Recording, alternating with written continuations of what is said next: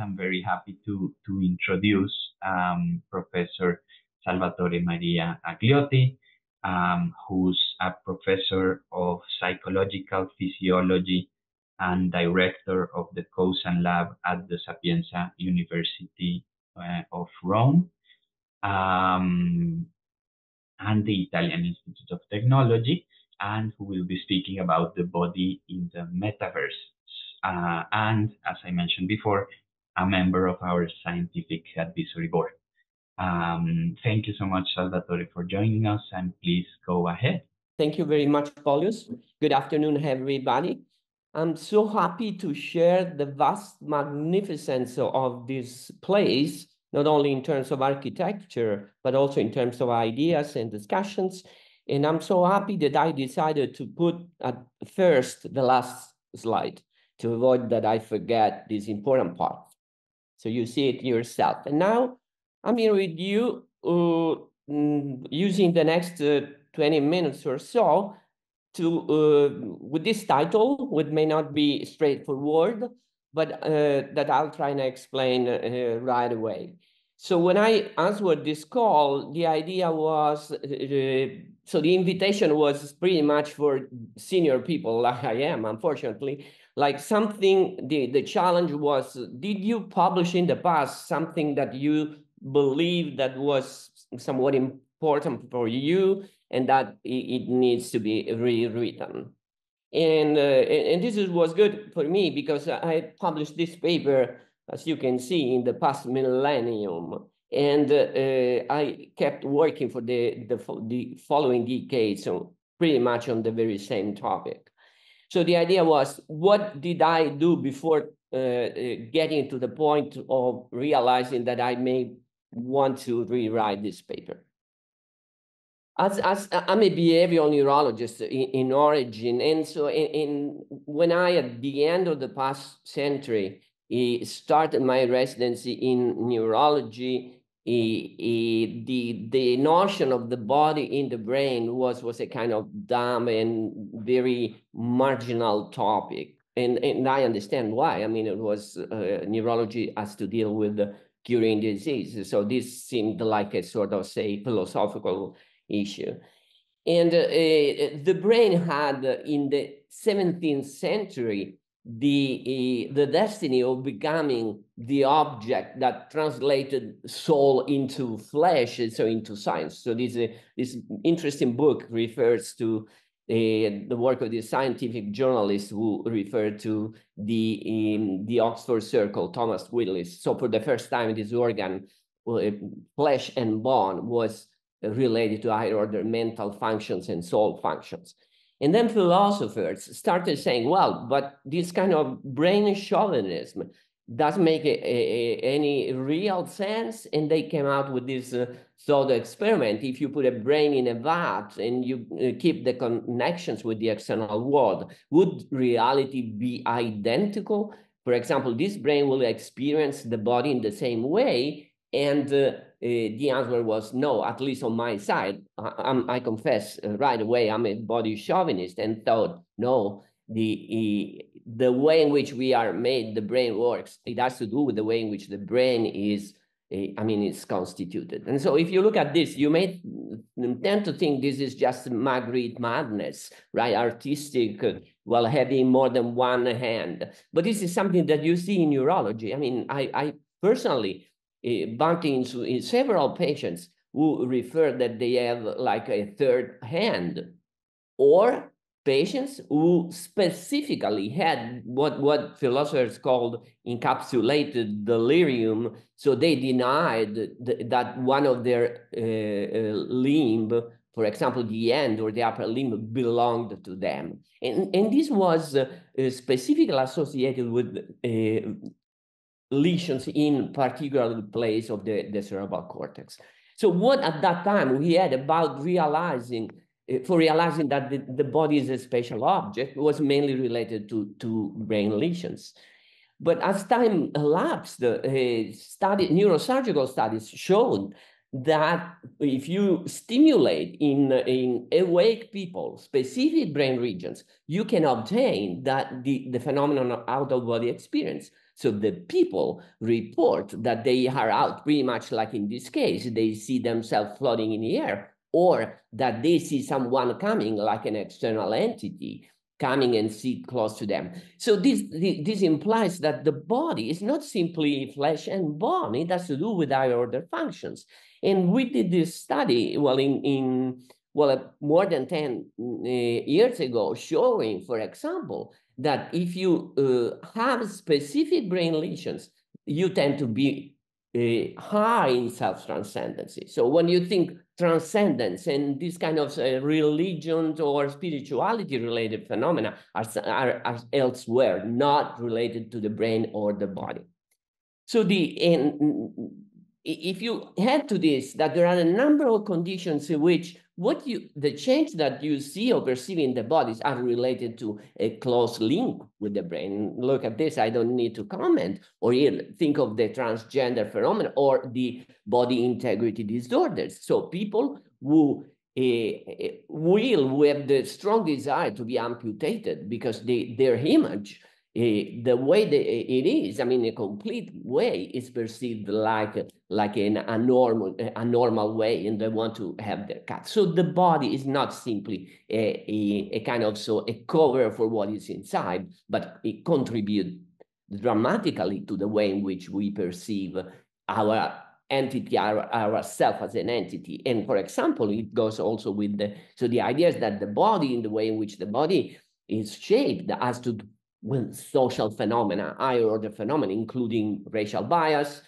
And in the last 6 years, my collaborators and I worked on this project in which we demonstrated that if you change the body and the way in which the consciousness, the awareness of our body develops, you change an higher order phenomena like honesty.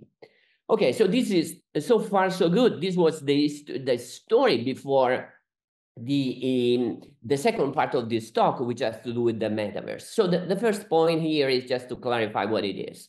And well, I want to be clear. There are so many definitions of metaverse, and there is a huge business around. So I try to summarize here this notion and share it with you, which refers to this Matthew Ball, who is a very expert in the field, of what we will talk in the rest of this conversation. And obviously, so if you have in mind like NFT, blockchain, and other stuff, it's part of this Web3 notion, but I will not touch upon it. So if you have specific questions, we can get to this later. You feel free to write to me or contact me in any other way. Okay. What is the metaverse about? So there is like a lot of interesting literature for people who love cyberpunk or science fiction related stuff. And if you want this, I can share with you at a given point. The first time that the term appeared was more than 30 years ago, and refers to this novel. But novels and movies shaped this kind of world, and this is, well, I don't even need to mention this because it's so famous, but also probably less famous, but are increasing the way in which the phenomenon is treated. The Hard is the book and a movie, which I recommend to see if you haven't seen, and also this segment of literature, which the reason why it has to do with neuroscience and with psychology is that they, in a sense, anticipate where we are now. For me, the metaverse started, and that the name was not even in my mind at that time, with the European project, in which one computer graphic, one brilliant scientist put together a number of different people to work around the concept that if you are lying in a bed and you want to send an artificial agent, you command in a way and go out in the world and interact with others, this is what you can, something that you can do. And when we discussed this project that the European community was in 2009, they said, oh, look, but you're just copying from what is on the movie. It was the year of Avatar, the year of Surrogates, which it's a big movie, which I recommend to see anyway. So what is the main point here is that, is there any way for you to control through the brain and through the body an artificial agent? And that this takes us to the virtual reality technical development. And you see a continuum, and I want to show you a few examples of what we did in the recent years, where things changed radically and very rapidly. So we need to notion, just for show this example. One is that when the world becomes virtual and immersive, and then there are two things. One is this place illusion, the other one is the sense that the presence. This is fundamental for experiencing the sense that you are in that environment. This is one. And the second one has to do with embodying an artificial avatar. It may be a cartoonized one, but you embody it if you have the feeling that you own that body and you can control. So using this, well, there was a huge progress in science, psychological neuroscientific science recently, and I want to show a few examples. Well, this is an episode of Black Mirror, which I recommend because it shows one important, well, it combines two things. One, that you can embody a virtual character. And so you take in a game, in a virtual game, you wear an avatar, for example, this or this, and then you start acting in the game pretty much like that, and you feel that you are that character. And here what we did here was to try and see another aspect of this. If you wear a body which is different from yours, will you acquire attributes of that body? And this is called Proteus effect. And what we did was just this to show you that the experimental setup. You are a human who sit on a chair and assume the body of the same sex, of different sex, and there is an avatar which may be same or different sex, which comes and touches you in different areas of your body. In some areas are simply not appropriate, and what is your reaction? Not only what you say, but what your heart. For example, we monitor heart or skin conductance, and what happens is that you feel as though you were in reality. And this also in these studies, we found that this reflects, for example, your social orientation. Okay, there are other studies showing, for example, that if you wear the avatar of Einstein, which you associate to intelligence, so everybody thinks of Einstein intelligence, you become, even if it's cartoonized, you become Einstein for a few minutes, and then you become better at solving mathematical puzzles, so logical puzzles. Or in a similar vein, you see that you embody the avatar of Sigmund Freud, then you become more flexible in terms of reacting to psychological complicated situations. So we thought, well, what can be more than Einstein and Freud together? And we came up with the fact that, at least for Christian Catholic, if you become God, that is the maximum you can obtain. And so we ran two experiments in which people could embody God or like a bodybuilder. And so this is an example while I keep going. See, when you become God, for example, and there is like a disaster, in the world around you, like there is an earthquake, and I measure your autonomic reactivity and your feeling, and like here, for example, and what happens is that when you embody God, you resist to these external events.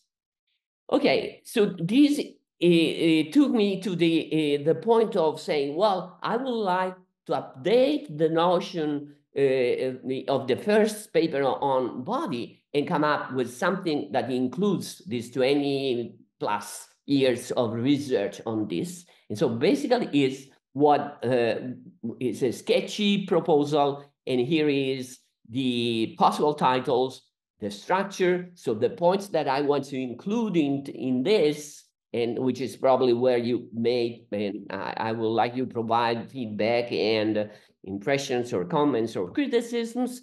And yeah, in 27 days, I need to be done with this. Otherwise, both Sadi and Polius will become very mad at me. So this is what I want to reiterate, because I think it's important, and this is the end. Thank you very much. So yes, are there any questions from the audience? Matilde, do you have a question? I have a question. Great. Yeah, I do. Great. So I was wondering, but maybe this is really not your field, but are any of these experiments used for de-biasing purposes? So I'm a legal scholar, and in the law, there are lots of, there's lots of research and questions about how our decision makers can diminish their biases, especially judges. And so I was wondering if you know of studies using these types of body experiments to create more sympathy across, gender, race lines, and others, or what are your thoughts on those uses? Okay, yes, so Matilde? Okay, yeah, sorry, I couldn't see you before, now I realize. Okay, yeah, sorry, I promised that I stayed in 20 minutes, so I didn't talk about one, which probably is one of the first experiments on this. So we used the virtual reality to test racial bias in Spanish girl, all of them white, half of them became black, so they were like a black avatar, the other half a white avatar, and we tested the implicit bias. So not the explicit, because everybody says, okay, no, I have nothing, I'm not racist. Implicit before and after the immersion, 15 minutes. And after 15 minutes, the girls who became black showed a clearly reduced the implicit bias. First, this is something I was involved in, so it's something that but there are many other things now. So I mean, it's a very, very lively research area. For example, there are beautiful studies carried out by this group in Barcelona on domestic violence. So you're an abuser, you become a woman, so you wear the avatar of a woman, and there is an abuser avatar who becomes close to you, and so reacted. So there are so very many studies going on this type of issue, and this is absolutely important. We also are involved in several other things in which we test the implicit part of attitudes and tendencies and behaviors, because obviously if you ask explicit questions, so there are several issues at stake, like social desirability. You don't say I'm racist, but you are. Does this answer your question, Matilde?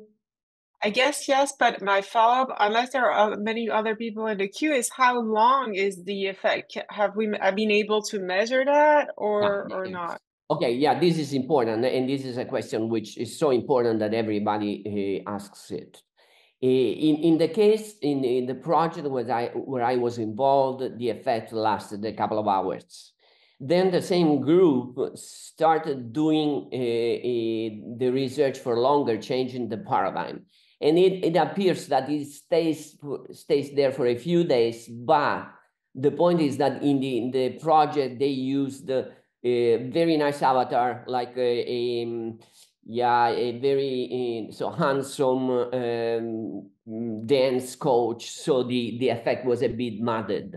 But yes, the idea is that, this is important. We don't know whether you keep insisting with this embodiment and trying to get longer effects. So this is a way that obviously has to be tested. Wonderful. I have two questions in the chat. The first one is, I'm wondering about the size of the effects you find. For example, what percentage better will I do on a test if I think I'm Einstein? Sorry, because I don't see this. And the size of the effect you find, the sample that better will do on a test, I think Einstein. Okay, I'm not the author in the Einstein paper, okay? But yeah, the group who published that paper is a great group. I mean, they're statisticians in there, and I mean, it's solid. Obviously, you don't find that you, for example, the explicit level. I mean, you don't have to expect that you say, oh, you just changed my day or my life with this. So psychological effect, but so they are robust. So what at least in the case of Einstein. Also, the Freud is the same group. There is another study on Leonardo da Vinci, and yeah, they seem to be solid results, but obviously you don't have to expect that it's something that transforms your life right away. So it's necessary that there are programs, protocols. We again. 20 minutes is not that much, is what is necessary here, but also in the lab where I work, there are interesting studies going on. For example, as if you want to empower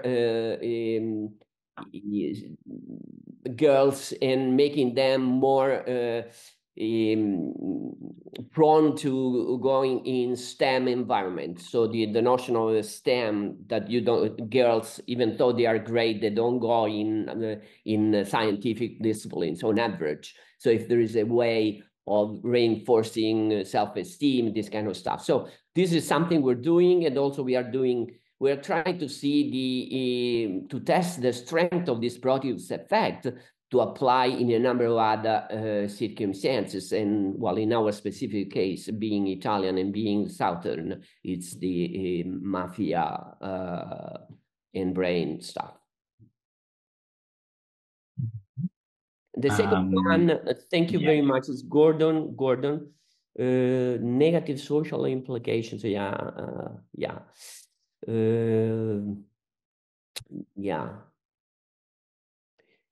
Okay, Gordon, thanks for this. This is obviously a very cogent question, and it's there is not much, but there is. Second life is it's a kind of well, I was in Second Life. I'm still there. I mean, it's for all person now.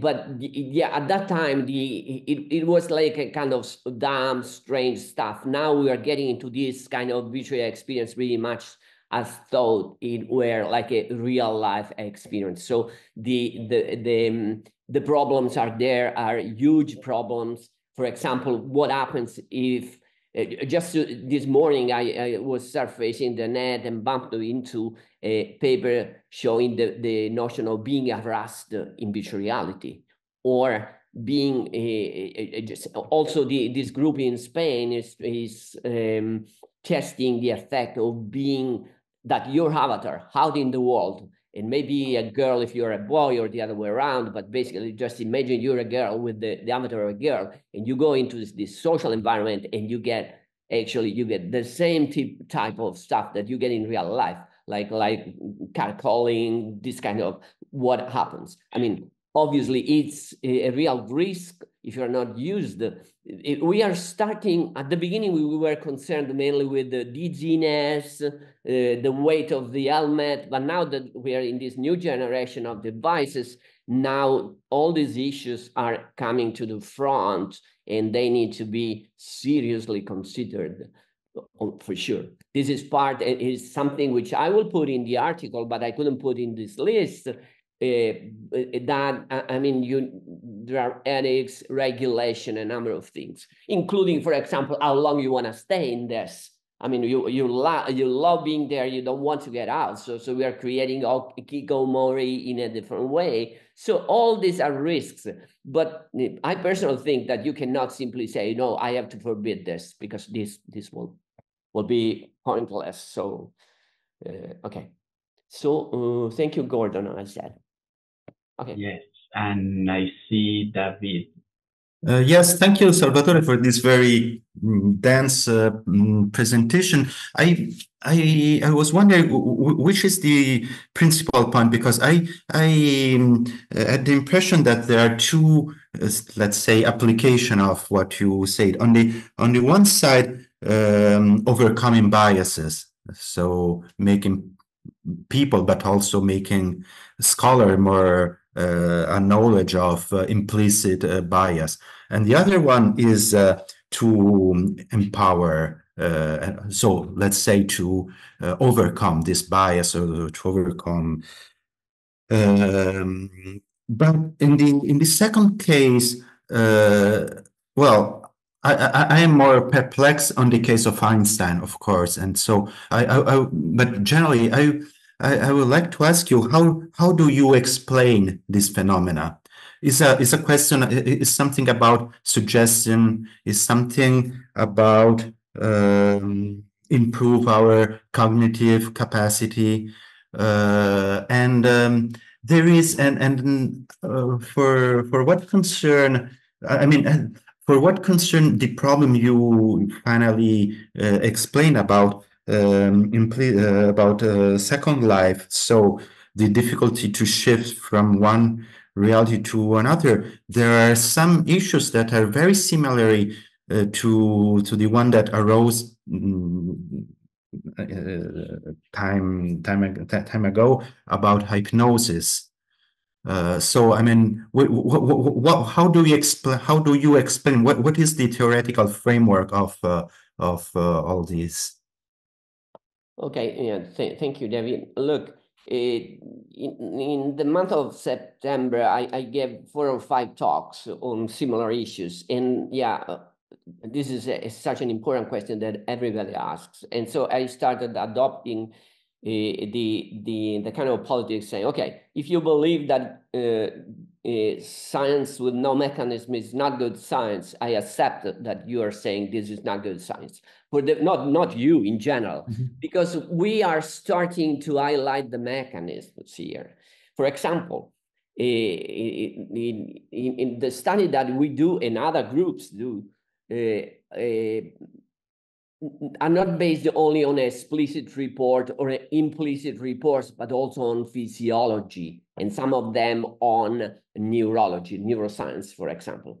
And for example, you see that some of this exposure changes the way in which your body reacts autonomically. And it goes, for example, with the activation of one or the other section of the autonomic system. Whether or not this implies that there are connections, plasticity-related connections, we are pretty sure that this happens. But where, when, we don't know. I'm not aware for the time being of studies that clarify the details of this mechanism. But basically, for example, we know that stimulation may activate, stimulation like in this case, may activate the system of, for example, the NMDA receptor, which is a specific receptor for specific learners that are activated. So if the question is, what are the, say, the cellular molecular underpinnings or physiological underpinnings of this? We're not there yet. But obviously, that there is a mechanism in which you are exposed to something, a way, for example, of feeling that you are in the case of God, for example, right?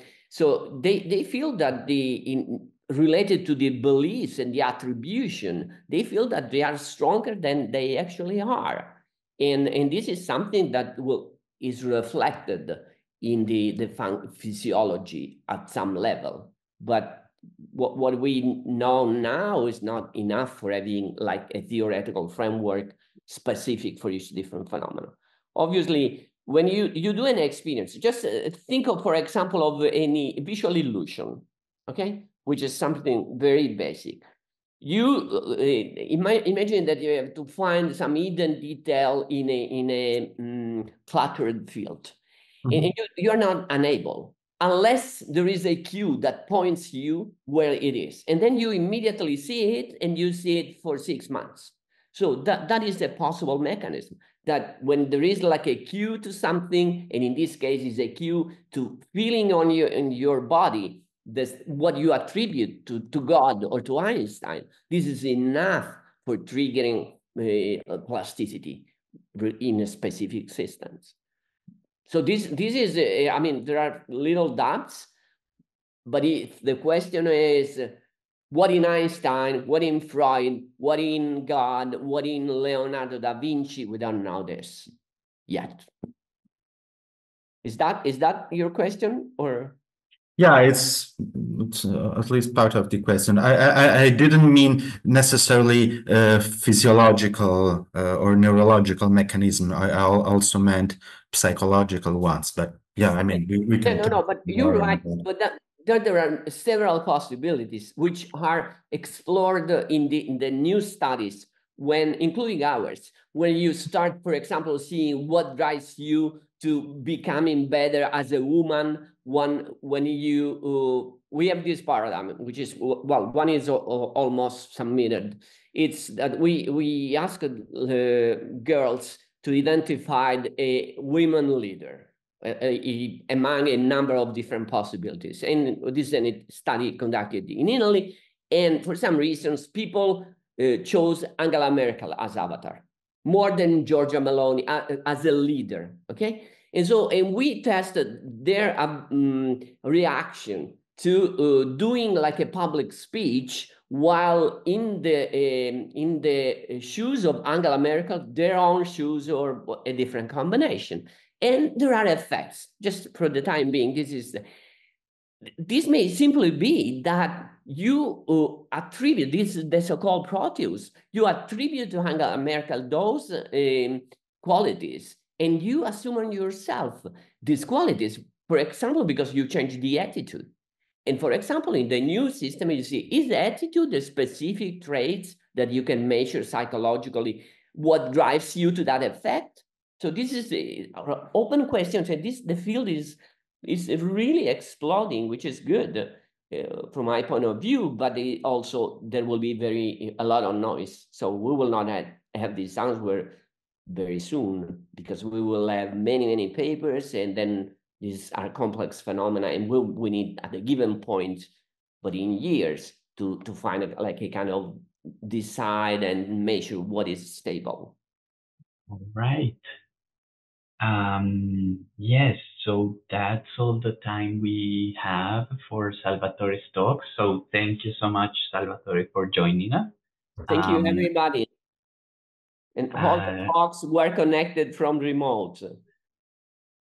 Yes, and if you are at the Institute... Oh, remote, I mean, look, remote, I mean Italy. A lot of friends and colleagues are connected. See?